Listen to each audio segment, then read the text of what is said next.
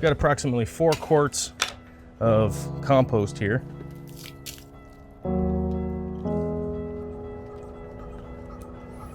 And as you can see, the chickens will eat it right away. You know what I'm saying? That big white one's booger. Hey everybody, how's it going? It's the weekend and I've got a little bit of time here because the baby is full on nap time. And I've got some maintenance to do on the 240 gallon Aquascape back here. And I figured, hey, I better turn on the camera while I'm out here doing it so I can show you guys what's up, and maybe it will help you with a little bit of information, or maybe it'll just entertain you and go like, man, that's a cool tank. Hopefully I have a tank like that someday too, right? Or maybe you have one and it just has no plants in it and you're like, I want to put some plants in there. Look what this guy's doing. He's got a lot of plants. One of the plants that I need to relocate is a bunch of bulbitis that is kind of just growing in the wrong area. This star grass down here is encroaching on everything at this point. So I'm gonna have to trim that back, hopefully get some macro shots real up close to show you guys what's up with that. I've got a big pile of it in the back corner there that just has to come out. It's gonna go into the compost. The rotala atra is just booming like crazy over there. I've gotta move that. I've gotta relocate some plants from the other side over here, from the little puffers area, over to the other side. There's just a whole bunch of plants to move around and stuff, and I'll definitely talk about what I'm doing while that's happening. So here's a little narration of some maintenance, I guess. I guess my channel's turning into a planted tank maintenance channel, I guess. I just keep making these maintenance videos, so hopefully you'll like them. If you do, throw a comment down there, hit the like button, hit that subscribe button, join up on the community. Maybe you got a question, a comment, a concern, a complaint, or a whatever, throw it down there. It's always nice to get a real angry complaint from somebody because I know just to mute you. That's always nice, right? Good times. But thanks for coming out today. It's just a beautiful weekend and I hope you're all having a good time. So one of the things I gotta do is get all the way into the back corner over here where this giant ball of stargrass is just out of control. It's grown all the way up to the top of the tank and it's ridiculous, and it's gotta come out, make space for some other plants that are going in there, because I have so much stargrass right now, it's just coming out of my ears, and I've maybe figuratively, maybe literally, I don't know, I might have some stargrass growing out of my ears, I don't know. But either way, it's gotta come out and clear some space for some cooler plants, because I'm gonna keep the stargrass in here low to the ground, not all the way up to the top of the tank. It's ridiculous, so we gotta get it out. As you can see, we've got this giant mass of stargrass back here growing on top of itself, going crazy. So my big concern right now is making sure that I don't come out of here with a whole bunch of shrimp. Because boy howdy, there are a lot of shrimp in this tank, and this is one of the spots that they like to hang out because this is just like pure coverage for them. So I guess the whole thing's coming. I tried to pull on one little part. The whole thing's coming out.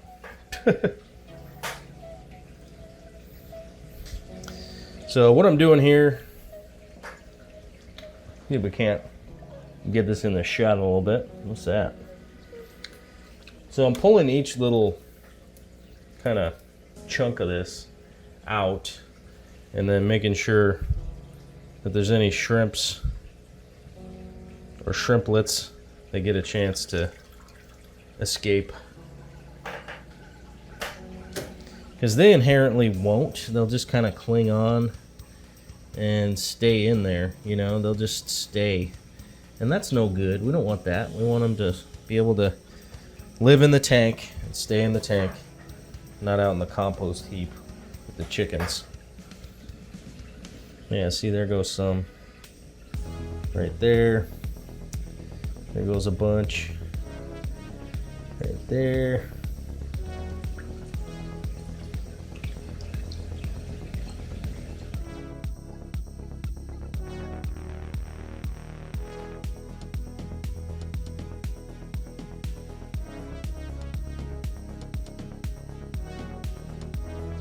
And they're a bright red, so they're pretty easy to pick out in this plant, that's for sure.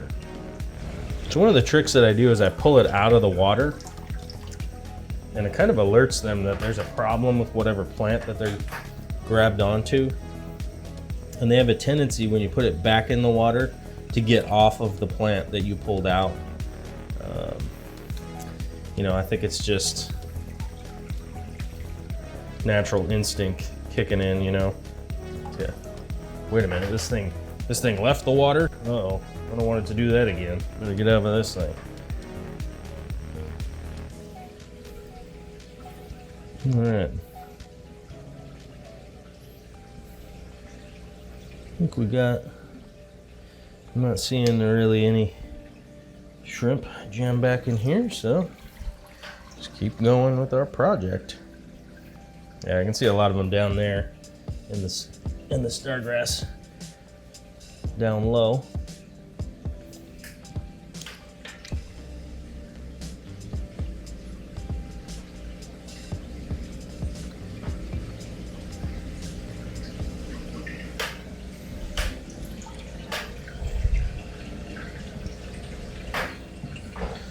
Get our camera angle sorted out here so you can see how many are down here now. It's a bunch of them just going, oh my god, what happened to my house? So we shall continue to kind of clear out this corner. Oops. Shall continue to clear out this corner back there. Oh, look at that tape. Yeah, that's real pro. So as we continue on with this corner, a lot of fun shrimps and stuff going on in this tank. Having a lot more fun with the 240 these days than I was before. That is for sure. So I don't see a real reason to even keep any of the stargrass back here in this corner, considering how it's just going to grow up into a giant mess again. So I'm actually just going to be pulling all of it out, which is kind of probably traumatic to somebody out there, that they're like, oh my god, you're pulling all this out? Well, yeah, I've got a lot more that realistically needs to go into these spaces, so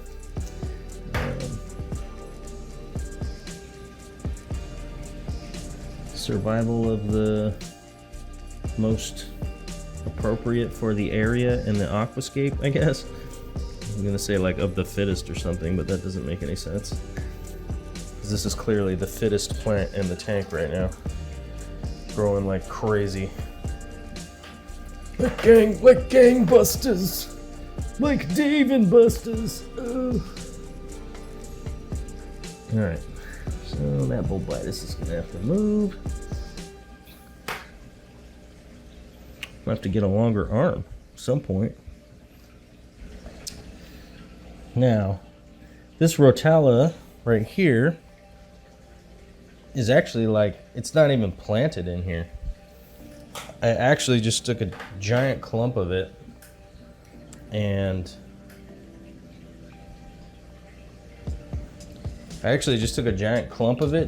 put a bunch of weights on it and dropped it back here. And it's been growing like crazy. And of course it's rooted into the substrate now and everything. So the good side is it's pretty easy to move this, because this already got weights on it. But that's right, I'm just gonna stick this in the corner, especially for right now. I may need to add some weights to it, because it actually floats more than it used to. Or I can just stuff it down into the substrate a little bit.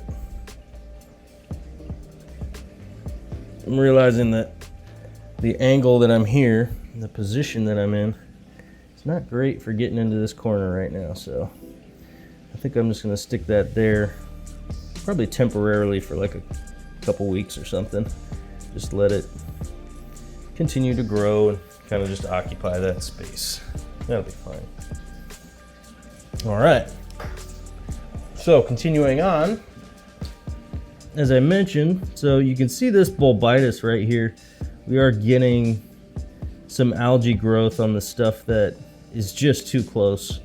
It's just too close to the lights. Everything down below is fine. You can see the algae growth on the stuff that's close to the lights. Actually, what I'm going to do is remove the couple of fronds that have a lot of algae on them. In my experience, they just won't recover. Like, there isn't much. Even if I like kill off all of the algae on the leaf, damage is kind of already done, and it won't.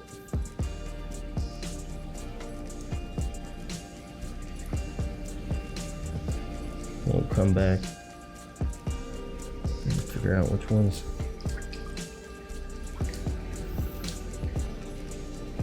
Oh, this one.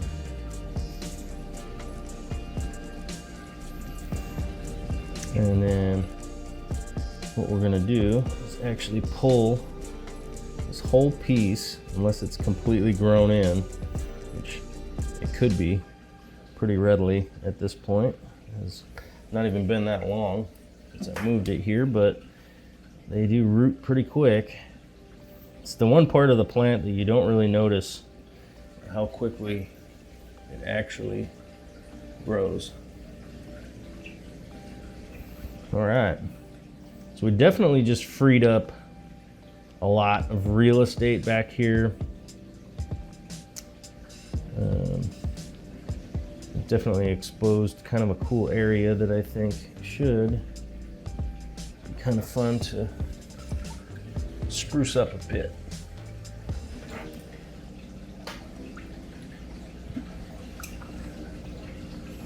All right, so I'm thinking for right now, I've got this big clump of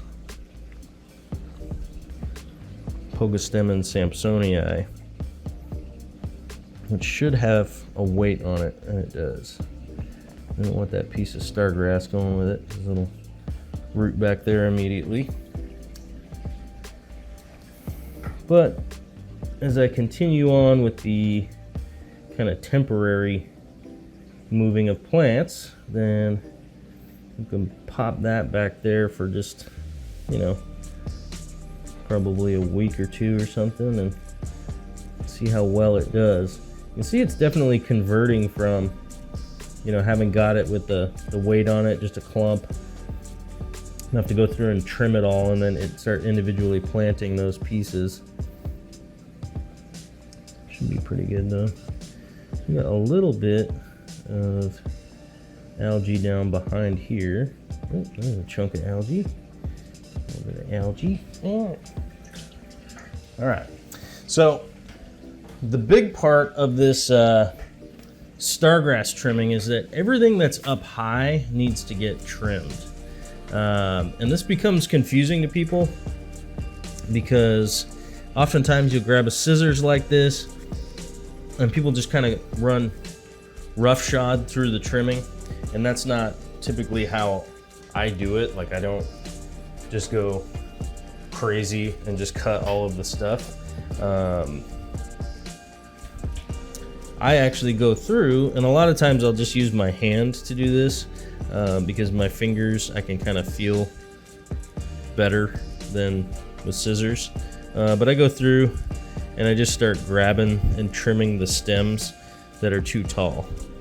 And obviously this is more time consuming than just hacking at it with a pair of scissors. But you know, I'm of the belief that one of the biggest reasons for having an aquarium and taking care of the aquarium is being able to do projects like this that are kind of time consuming, but let's say I spend 20 minutes out here just kind of focusing on trimming the plants, seeing what they're doing. I'm definitely just going to be in a lot better of a mood the rest of the day than if I just came out here and in 20 seconds, like, hacked all this stuff back with a pair of scissors, and then was kind of pissed while I waited for it to regrow for the next 2 weeks before, you know, I could enjoy just how nice it is, you know. So I don't know if that's weird or whatever, but you know, I find that it's a big part of the opportunity for me to be able to enjoy messing around in my aquarium, you know. Like, that's kind of the point, I think. But who knows? I could be wrong. It could be better just to come out here with a pair of beard trimmer clippers or something and do it that way. I don't know. Probably more exciting for the YouTube algorithm, I guess. Just kind of the weird thing is I just got done explaining how I just find enjoyment with trimming the plants kind of the slow way. Something I completely didn't even think about, which I am now thinking about, is, you know, I go through stuff like this and I end up finding, check this out, it's like one of my favorite plants of all time. I just found an Anubias Nana Petite hiding back here somehow. Must have been floating around in the aquarium and got stuck back there. We'll just save that little guy over there.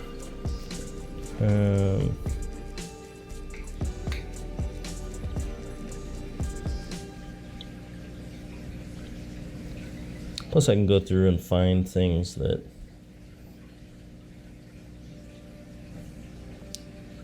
you know, like dead leaves and stuff.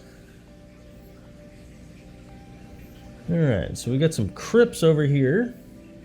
Some Cryptspiralis that should not be in this location. So we're going to go ahead and straight up just remove these. I'm not going to go to the extent to find where these came from, because it's probably going to be really far away. Yeah, see, there you go. We'll save those because I'm going to put those in a different tank.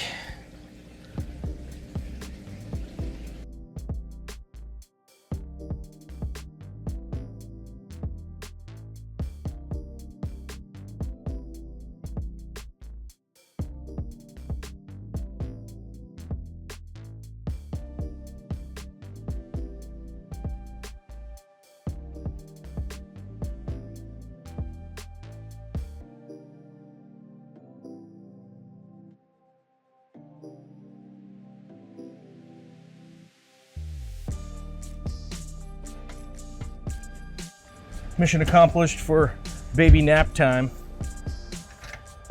Back to baby work, because it's the weekend. Wonder if I can get this edited tonight. I don't know. Maybe. Later.